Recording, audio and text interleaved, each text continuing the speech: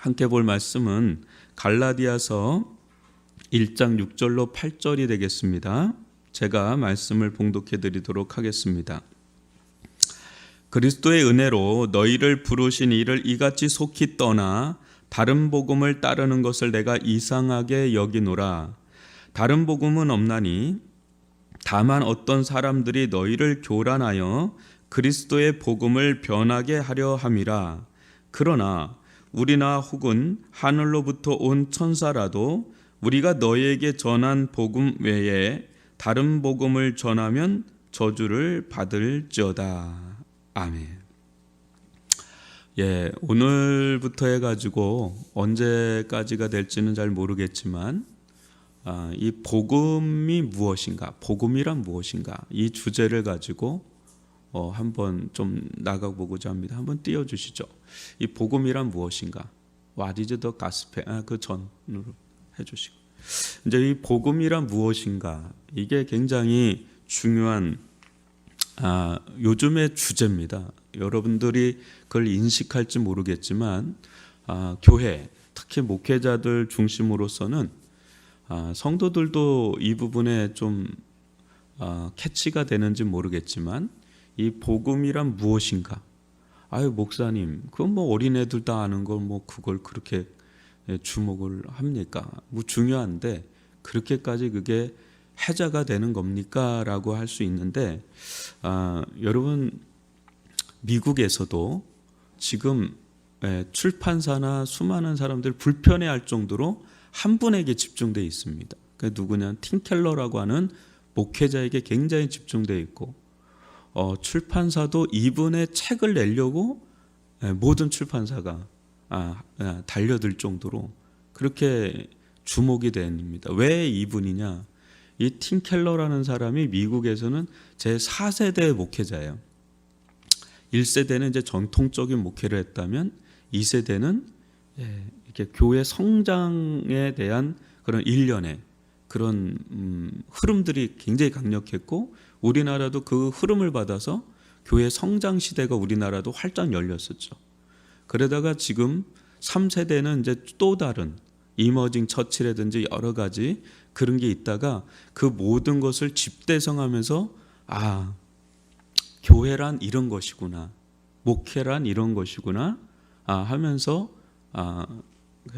아주 두터운 신학과 목회에 열정을 불어넣고 지금 은퇴를 했지만 어마어마한 영향을 미치고 있는 사람이 팀 켈러라고 하는 아주 걸출한 인물입니다. 그러니까 요즘 세대에 옛날에 어떤 사람 존 칼빈을 연구해야 된다, 아우구스티누스를 연구해야 된다, 뭐 이렇게 했다면 지금은 팀 켈러를 연구하는 흐름들이 있어요. 그럴 정도로 이제 영향을 미쳐. 이 사람이 하는 얘기가 이 복음이란 뭐냐? 그거를 이제는 계속 얘기를 하는 사람이고 목회를 한 사람이고 뉴욕 맨하탄 한 중심에서 이 사역을 했던 사람입니다. 그래서 뉴욕이란 도시가 1%도 안 됐던 도시였는데 지금 5%로 올라가 있는, 5%면 부산보다도 많습니다. 완전 무신론자들의 이 도시 한복판에, 그것도 가장 세련되고 현대적인 이 도시에서 이 복음 사역이 어떻게 이루어지느냐, 이 부분에 대해서 이제는 언급을 하는 거죠. 그래서 저도 이 부분에 대해서 좀 오랫동안 관심이 있었고 이걸 언젠간 해야 되겠다라는, 이 부분을 좀 다뤄야 되겠다라는 생각은 했는데 지난주에 어떤 성도님이 이제 전화가 와서 이 복음에 대해서 이제 막 같이 얘기를 하는 가운데 제가 문제의식이 더 크게 들어서 좀 미숙하더라도 좀 미완성됐어도 이 부분을 좀 나가야 되겠다. 그래서 복음이란 무엇이고 이 복음에 대한 분별력이 필요한 시대고요. 이게 얼마나 크게 우리의 영혼과 또 삶의 교회에 얼마나 큰 영향을 미치는지 여러분들이 한번 같이 나가다 보면 그걸 조금 더 인식하게 될 겁니다. 아마도 그 다음 한번 넘겨주시면 이게 이제 기본적으로 우리가 알고 있는 거예요. 이 복음, 우리는 이제 복음이라고 그러고 이제 영어권에서는 굿뉴스, 가스펠이라고 부르고, 이 복음이란 건 실은 고유 한글어가 아닙니다. 한자어죠. 복음, 이제 복된 소리예요. 한마디로 그냥 액면 그대로 얘기하면 그냥 좋은 소식이에요. 그냥 복된 소리. 그리고 이것이 기독교의 전용어가 아닙니다. 그러니까 기독교의 창조 언어가 아니에요. 이제 기독교 안에서 만든 언어가 있고 기독교 밖에서 만든 언어가 있습니다. 근데 성경에서 그런 언어들이 있죠. 근데 거의 좀 드뭅니다. 왜냐하면 하나님은 초월자죠. 그죠? 초월자긴 하시지만 하나님은 역사 안으로 들어와서 역사하시는 그런 분이십니다. 그렇기 때문에 상당 부분 하나님은 일반 세계에서 쓰던 것들을 하나님은 차용해서 쓰기를 좋아하세요. 왜냐하면 우리의 눈높이에 맞추는 거예요. 새로운 언어를 얘기하면 그걸 알아듣기가 어렵고 더군다나 알아들은다 하더라도 그것을 세상 사람들과 접하면서 우리는 전도적 선교적 삶을 살지 않습니까? 전도적 선교적 삶을 살 때 그 언어로 얘기하면 이해를 못하고 알아듣질 못하는 겁니다. 여러분, 성경에 가장 많이 쓰이는 언어 중에 하나가 언약이에요. 언약. 여러분, 이 언약이라는 게 딱 들으면 저는 지금까지도 언약하면 딱 와닿지가 않습니다. 근데 성경에 가장 많이 나오는 언어 중에 하나가 언약이에요. 그래서 언약 신학이라고도 이게 있을 정도로 언약은 아주 비번하게 나옵니다. 근데 이 언어도 실제 고대 근동 지방에서 굉장히 많이 그들은 아주 익숙하게 쓰던 언어예요. 다만 우리 문화권에서 이게 어색할 뿐이지 고대 근동의 성경 시대에는 이게 아주 익숙했던 언어이기 때문에 하나님이 그걸 차용해서 성경에 기록을 해서 그거를 이제 차용을 하되 채색을 하죠. 하나님 안에서 그것을 도색을 하죠. 그래서 다르게 그것을 전환해서 그걸 써요. 그래서 세상에서 말하는 언약 개념과 성경에서 말하는 언약 개념이 어떤 부분에서는 교집합처럼 이렇게 연결되는 부분도 있지만 어떤 데는 거룩성, 다른 부분이 있다는 거죠. 마찬가지로 이 복음도요. 원래 유앙겔리온에서 나온 거예요. 유앙겔리온이라는 게 복음입니다. 이게 복음이에요. 이게 언제 쓰였냐? 여러분들도 혹시 알 수 있는데요. 이 로마하고 이 페르시아 이런 데서 늘 전쟁이 있었습니다. 근데 그 전쟁에서 승리를 해요. 그 승리를 하고 그 승리의 소식을 막 띱니다. 그때 뭐 말이나 뭐 이런 게 아니니까 막 띱니다. 그냥 42.19 같이 막 띄가지고 유앙겔리온 하는 거예요. 뭐예요? 승리했다라는 거죠. 네, 승리했다라는. 우리가 승리했다. 유앙겔리온하고 죽습니다. 근데 그런 것들이 유래가 돼서 그 유앙겔리온은 그때 당시에 이 전쟁에서 승리에 대한 그럴 때 가장 많이 썼던 그런 언어예요. 근데 이것이 구약에도 있습니다. 구약에도 있는데 구약에도 히브리어로 되어 있지만 그것이 헬라어로 된 70인역에 보면 유앙겔리온 같은 게 있어요. 이게 구원에 대한 소식이죠. 구원에 대한 소식. 근데 이 두 가지, 그러니까 세상에서 승리에 대한 기쁜 소식과 구약의 구원에 대한 하나님의 구원에 대한 소식이 접하면서 이게 초대 1세기 초대교회 가운데 들어오는 겁니다. 여러분, 마가복음 또 누가복음 뭐 이런 복음서가 다 예수님 당대에 쓴 거죠. 그 예수님도 그걸 차용을 했고 또 어때요? 이 복음서 기자들도 그걸 차용하고 사도 바울도 그걸 차용해서 이제 이 복음을 가져다 쓸 때 이 복음을 전하기가 용이해요. 왜? 세상에서도 쓰던 언어거든요.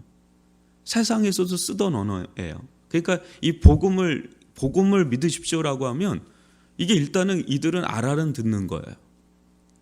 근데 아까도 얘기한 것처럼 이 언약이란 개념이 세상에서 쓰던 언약 개념과 하나님 안에서 쓰는 언약 개념이 어떤 부분이 일치가 되는 부분도 있지만 어떤 부분은 다른 것처럼 복음도 세상에서 쓰는 복음의 언어와 그때 당시에요, 교회 안에서 쓰던 복음의 언어가 달라요. 복음을 믿으라고 하니까 교회로 왔겠죠. 와서 보니까 자기들이 여태까지 생각했던 복음에 대한 거고 다른 그런 복음을 얘기하고 있는 거예요. 그러면서 어때요? 점점 세상에서는 이 복음이 사용하지 않게 됩니다. 그리고 교회 안에서의 아주 이제 독특한 문화, 그 언어로 형성된 게 이 복음이다라는 거죠. 그래서 복음 그 자체는 그냥 좋은 소식이에요. 그냥 액면 그대로. 그리고 이 한자어도 풀면 복된, 복의 복, 소리 음이에요. 그냥. 그러니까 복된 소리예요. 이것이 이제 기독교로 넘어오면서 이제 굿뉴스, 더 가스펠, 더라고 붙이죠. 더 가스펠.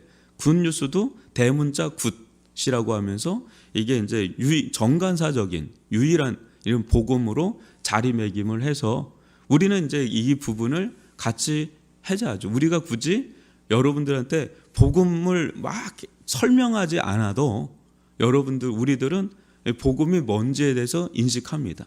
그러나 이 복음을 세상에 얘기할 때는 다 설명을 해야 돼요. 왜 이 복음이 뭔지, 복음의 내용이 뭔지, 복음의 효과가 뭔지, 복음이 일어날 때 어떤 일들이 일어나는지 이걸 막 설명을 해줘야 이게 복음이군요, 이렇게 얘기를 하는 거죠. 그러나 세상 사람들은 복음이란 소리는 안 써요, 거의. 여러분, 은혜라는 말도 우리만 쓰는 건 아니거든요. 근데 거의 안 쓰는 언어 중에 은혜, 믿음도 세상에도 쓰는 건데 거의 드물어요. 우리만 많이 회자하는 거예요. 우리가 가장 많이 회자하는 게 믿음, 은혜, 복음, 이런 것들이에요. 사랑은 세상 사람들도 가장 많이 쓰는 언어가 사랑이죠. 노래하면 다 사랑이죠. 근데 사도 바울이 오늘 뭐라고 그럽니까? 6절에 보면 그리스도의 은혜로 너희를 부르신 이를 이같이 속히 떠나 다른 복음을 따르는 것을 내가 이상하게 여기노라. 이게 무슨 말입니까? 다른 복음이 있다는 거예요, 없다는 거예요? 다른 복음이 있다는 거예요, 없다는 거예요? 말씀을 보십시오. 말씀 보면 다른 복음이 있다는 거예요, 없다는 거예요? 지금 제가 누구하고 얘기하는지 모르겠는데 있잖아요. 다른 복음을 따르는 것을 내가 이상하게 여긴다. 다른 복음이 있다는 겁니다. 그 다음에 한번 7절 보면, 그런데 사도 바울은 그런 거예요. 7절 보시면 다른 복음은 없나니, 이게 무슨 말이에요? 다른 복음을 따르는 사람이 있는데 따르는 무리들이 있잖아요. 이 갈라디아서에 다른 복음을 따르는 이들이 있었다는 거예요. 다른 복음이 있었고 그걸 따르는 일련의 무리들이 있어서 굉장히 교회에 큰 문제가 생긴 거예요. 어느 정도 문제냐면 7절에 보면 교란이 일어나는 거예요. 그래서 갈라디아서를 쓴 겁니다. 그래서 사도 바울이 뭐라 그러냐면 다른 복음은 없나니 오직 그리스도의 복음만 있다는 거예요. 그러면 다른 복음은 뭐냐? 그리스도의 복음이 변질된 거죠.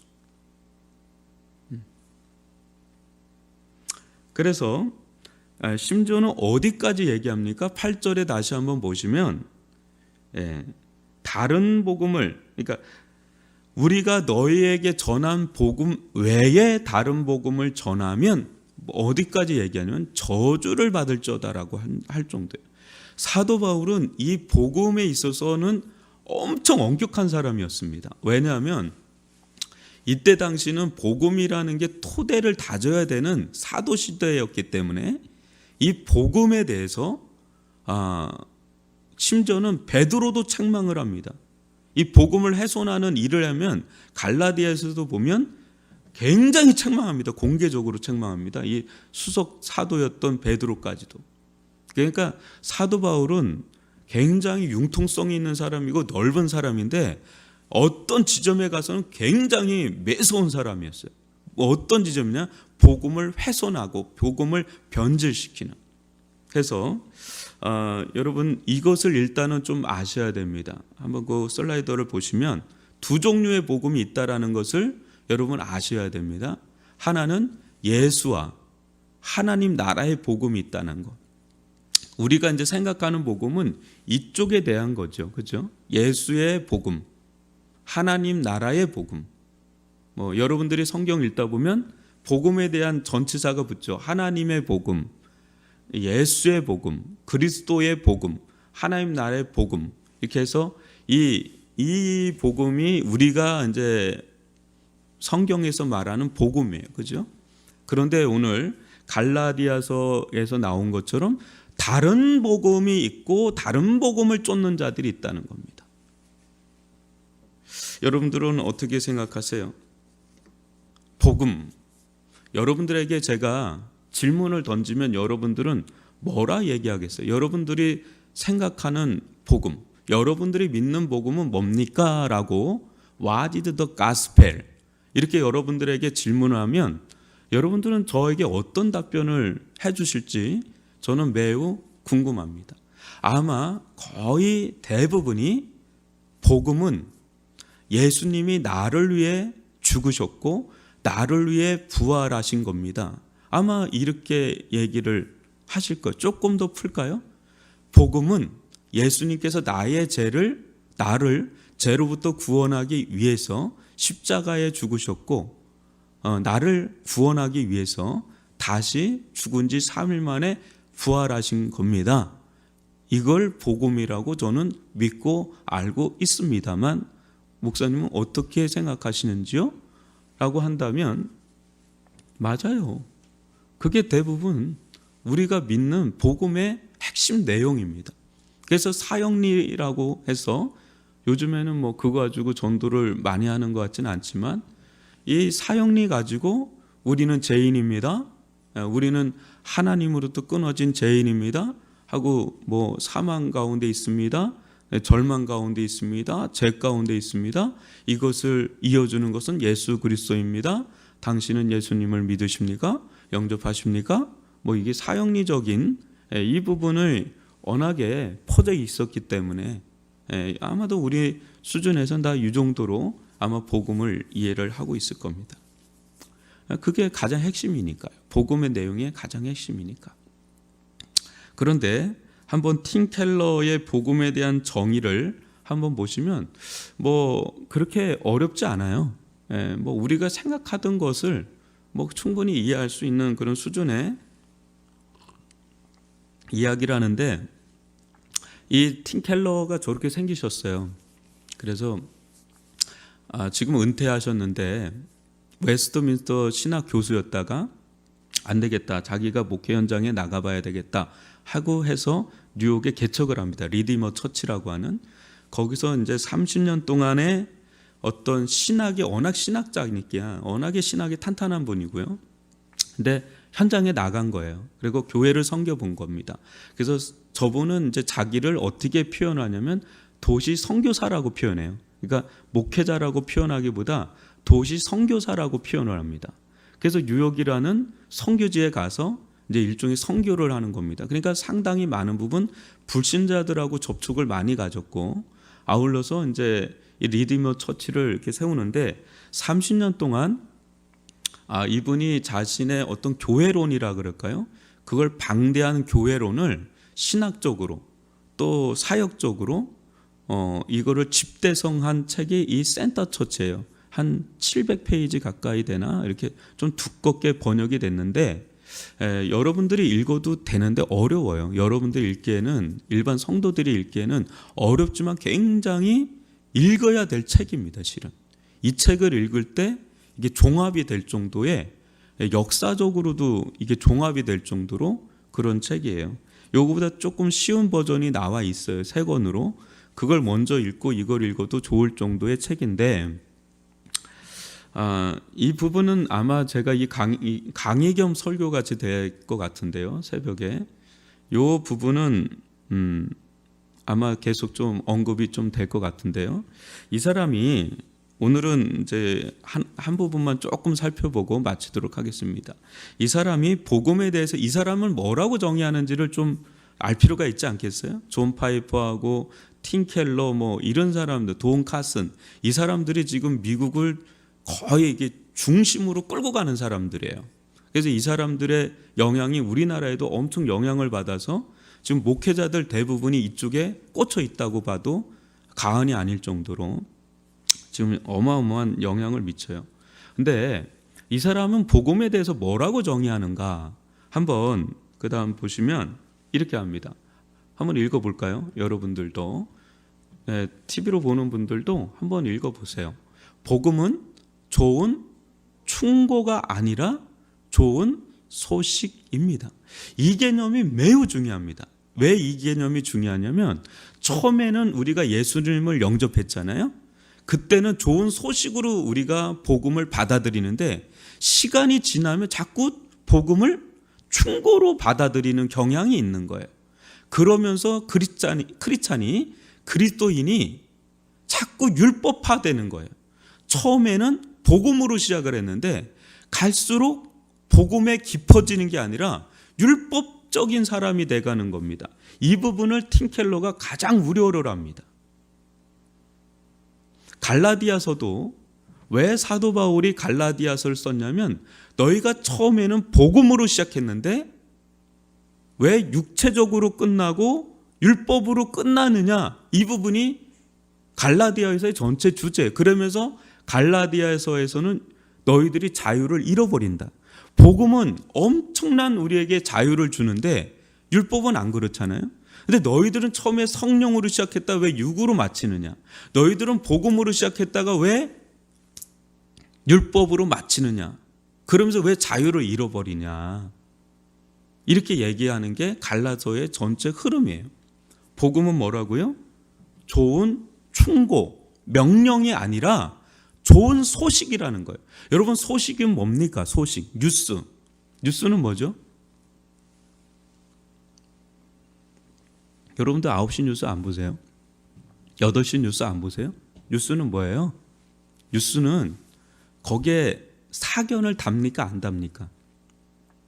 사견을 다는 거는 토론이에요. 토론.